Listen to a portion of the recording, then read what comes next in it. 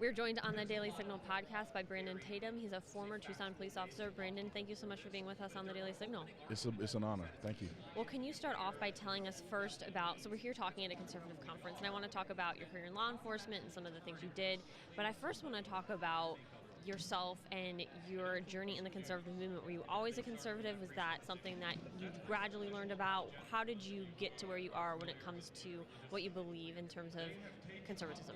Well, I started out just like most, young black men in the country, where default is being a liberal. Default is being a Democrat.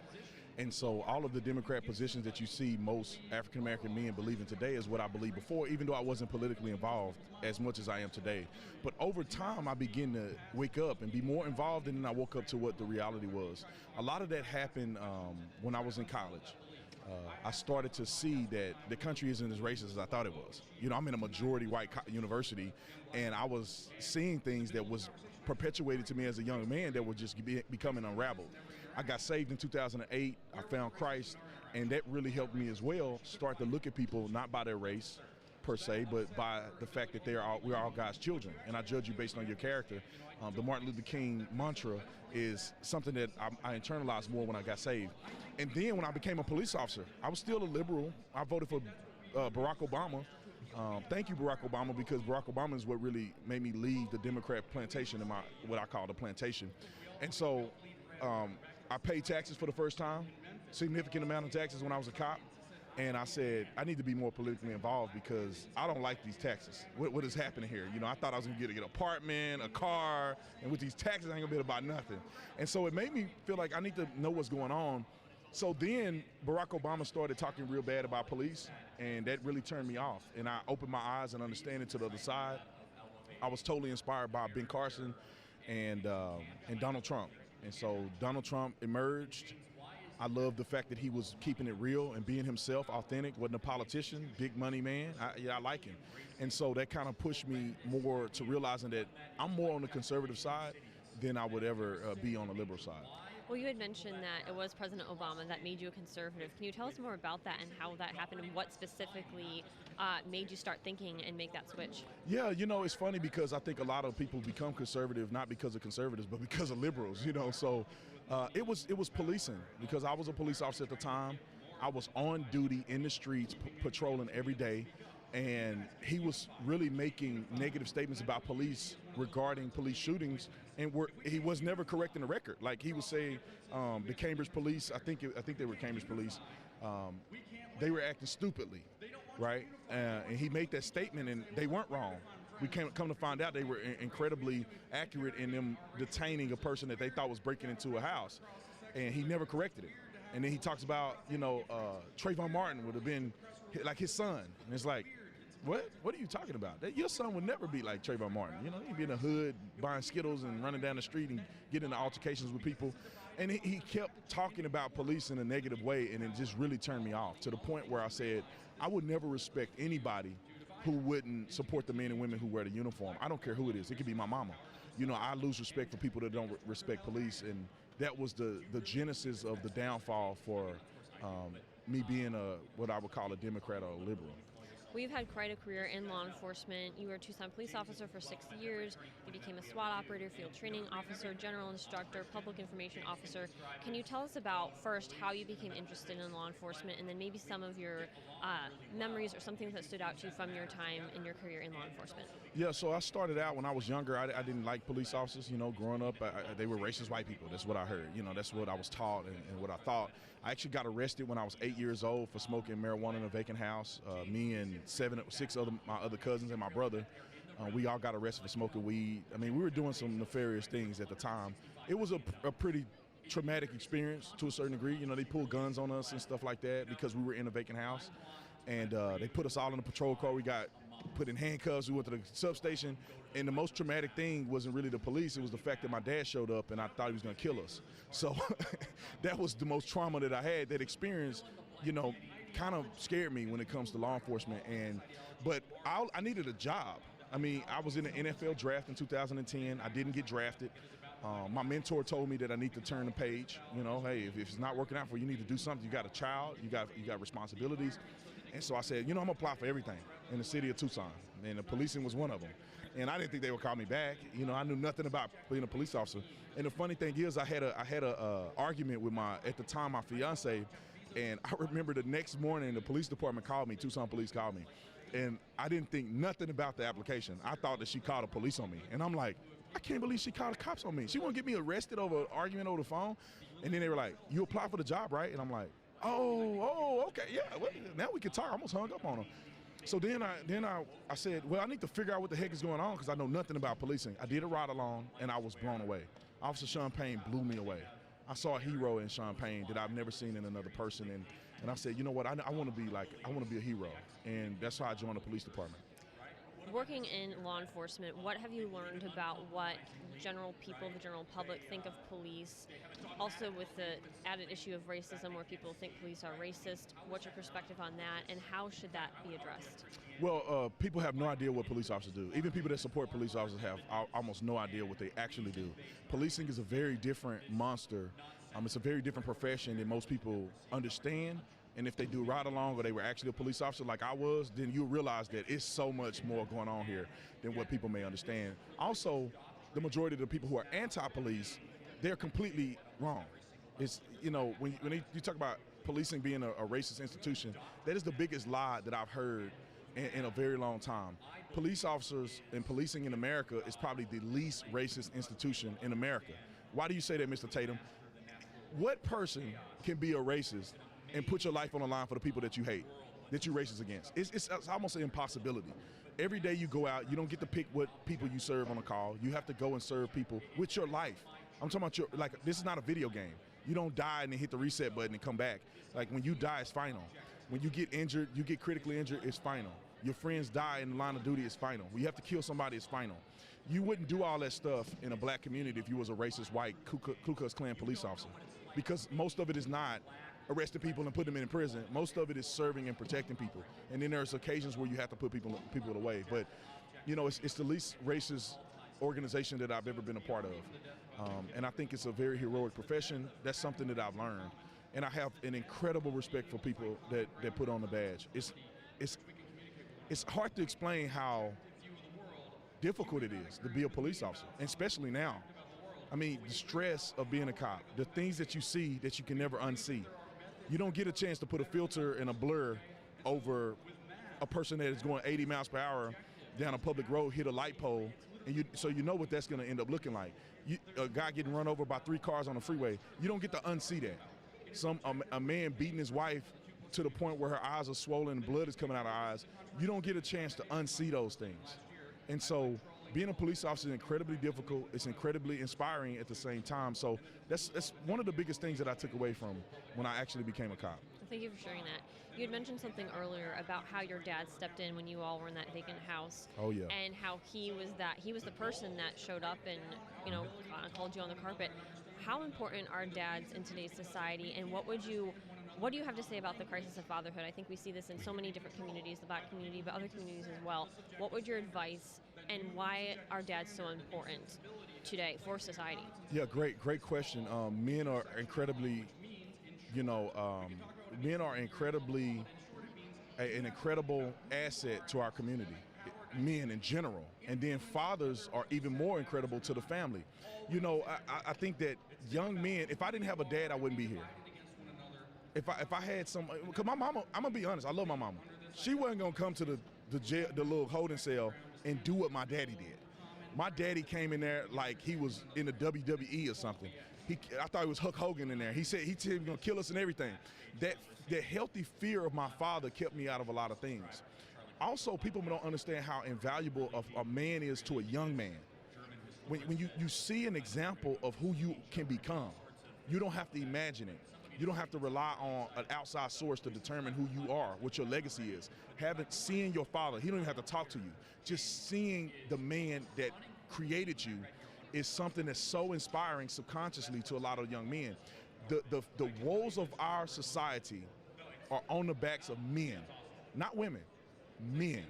Men are responsible for the fallout. Men are responsible for the recovery. Men need to be in their proper position if we want to do great things in this country.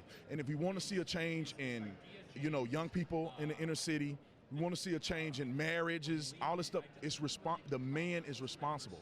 And that's why I think it's so incredibly, important for us to talk about these things. When you look at the Bible, for all the Christians out there, Christ is the head of the church, the man is the head of the household. There is a order that we need to be in order for us to reach success. But the ultimate thing in success for young men is having a father. Well, you went viral in 2016 for some videos that you made on politics and society. Can you tell us about the story behind that and what happened and how that was sort of a rise to where you're at today? Yeah, I mean, I've always been a person that keep it 100. I keep it real. I just say what I feel. I'm just me, and so I never made videos before. I never thought about making videos. But I went to a Donald Trump rally because I want to see, is this guy a racist, white supremacist like they say he is? Do black people get kicked out of his rallies, or are these people making up something? I want to see for myself. He kicked me out of here, then I'm going to know. And I went, I was blown away. I was like, this is the coolest dude ever. He's probably my favorite politician, and these leftists are nut jobs. They're out of control. They're outside screaming, and one of them called me a white supremacist, and I was like, you guys are completely lost. And so with that, inspired me to just say, I'm going to document this on a video because the 100 followers that I have, we'll see what they think about this. I had no idea. I didn't even know what Fox and Friends was. I didn't know nothing about, I never watched Fox. And so when I made that video and it went viral, I remember waking up and thinking, oh, I'm gonna get fired. They're gonna fire me. Because I did talk some trash about the guy that got beat up at the rally. I said he deserved it, and I'm like, oh no, I'm gonna get fired. And I had Hannity and all these things, and it kind of blew up, and I just realized that I had a voice. So I said, you know what, I'm gonna keep speaking the truth and saying what I feel, and that's just it. And then it turned into this big thing, but initially it was just me telling the truth. Well, Brandon, you did another video talking about what happened with Colin Kaepernick. Oh, yeah. You felt it was important to speak out about that. Can you tell us why? Let me tell you the backstory to that, because most people don't understand this. So I was getting into it. I had already mentioned Colin Kaepernick the year before in 2016. It was viral. Colin Kaepernick was an idiot in 2016 and 17. However, I was arguing with one of my friends who I played football with who was in the NFL. And he did a low blow, man. He messaged me and said, you just mad because you're not in the NFL. Oh, that got to me. So I said, you guys are playing a game. You're not in real life. You lose the game, you go home. And as a police officer, if you lose the game, you never go home. So that really got me fired up. And I'll say this. One of my friends had already made a video, had 14 million views. I was like, I don't need to make a video. I had a friend in Australia call me on the phone and say, hey man, you need to make a video about this. You have a unique perspective. And I was like, nah, man, I don't need to beat a dead horse. And then that argument with my friend happened, the football player, and then that just made me go off. I was like, oh, I'm finna say it all. Screw Colin Kaepernick, screw all these people who are out here pushing this false agenda, who hate this country for no reason, and that kind of what my inspiration was. I made that video and it had 70 million views. Wow. It was crazy. Big picture, Brandon, what is your perspective on the conservative movement as a whole right now? We need to improve. I think we're doing good. I mean, I'm in the conservative movement, Candace, and a lot of people who weren't in the conservative movement in 2016. So obviously there are conservatives that are paving the way for young people to come up and be inspirational in the movement. We need to improve. Like, we need to really be conservatives. Sometimes we're lackluster a little bit. Like I hear some conservatives talking about abortion is a viable choice, like a woman's choice. And that's the dumbest thing I ever heard in my life. So we need to stand on that. Bruce Jenner, or Caitlyn Jenner, whatever his name is. We shouldn't support people like that. And not just because the person is a trans person, but the person is not conservative. The person is not upholding conservative values. And as conservatives, the more we give, they're gonna end up overtaking our party. Or our movement. So I think that conservatives need to be a little more strict on those things. Not saying that you gotta cast people out, but speak up. Keep it 100. Tell the truth. Are you a believer or are you not a believer? Do you believe in the sanctity of marriage or do you not? Do you believe that, abortion is murder or do you not? It's fundamental things that I see us creeping away from that eventually, just like the liberals, we're gonna go far to a point where conservatives are not gonna be recognizable. And so, I'm not trying to be mean to people, but we have to be more strict in our conservatism. You mentioned how some conservatives say abortion is a viable choice. When it comes to the black community in particular, there are abortion clinics disproportionately in these black communities. What do you want to tell people about that situation and how Planned Parenthood and other abortion organizations, they are racist? Well, I want to tell people that you have choices. right? I mean, the manipulation of people in poverty, which is where it starts, because if you look at communities in general, the Planned Parenthoods are in poor communities. They're not in nice, wealthy communities. They're not. And so poor communities, and happen to, a lot of African Americans happen to live in some of these poor communities, so they fall victim to it. Without the lack of knowledge and the exposure, they fall victim to it.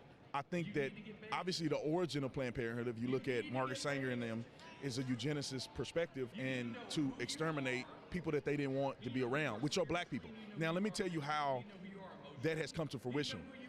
African American people in this country still are hovering around 13% of the population, while Hispanic people are soaring.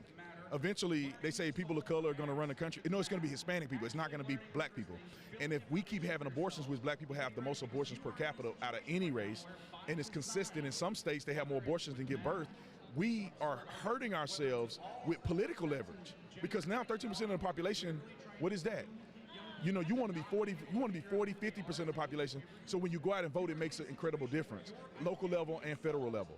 But if our numbers are diminishing and we become 10% of the population, 8% of the population, our votes are going to be somewhat irrelevant when people have fought so hard for us to have a stake in this country.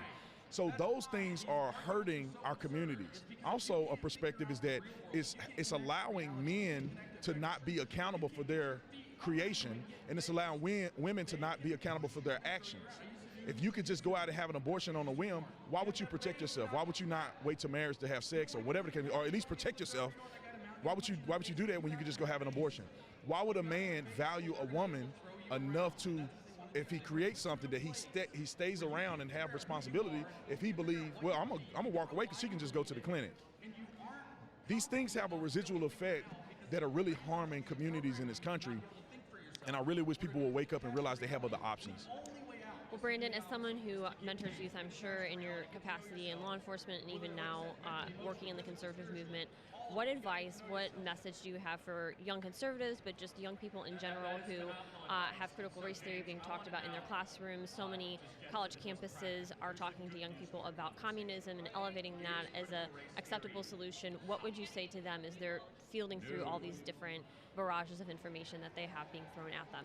Well, understand one thing is that you got to stand firm on what you believe, and what you believe should be firm on evidence and facts, right? It's not emotions.